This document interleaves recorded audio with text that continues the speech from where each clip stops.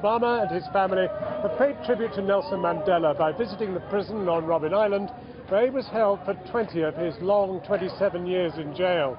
In a message in the guest book, Obama wrote he was deeply humbled to stand where men of such courage had faced down injustice. A reminder, he said, that no shackles nor cells can match the strength of the human spirit.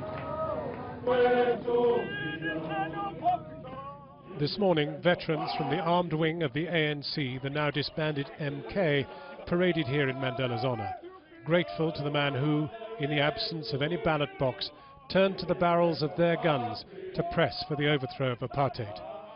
At the same time, Air Force One cast south from here to Cape Town for Mr. Obama to take his family to the place of Mandela's deepest suffering, Robben Island.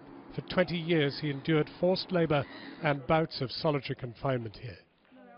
Now here was America's first black president, alone in Mandela's tiny cell, deep in thought, the rough bed on the floor. Yet it was here that Mandela stubbornly convinced himself in his isolation that one day the apartheid leaders would talk to him. It was in this quarry that they in turn tried everything short of the noose to break him. The damage to his lungs that has dogged him to this very day was inflicted here.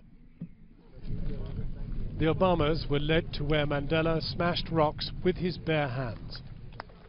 Their guide, Mandela's fellow political prisoner and close co-conspirator, Ahmed Kathrada. President Obama came here once before he won the presidency, but now, with his own children here, had new generations looking on from across the world. In its timing, this was a more than poignant pilgrimage. Obviously today, Madiba's health weighs heavily on our hearts. And like billions all over the world, I and the American people have drawn strength from the example of this extraordinary leader and the nation that he changed. Nelson Mandela showed us that one man's courage can move the world.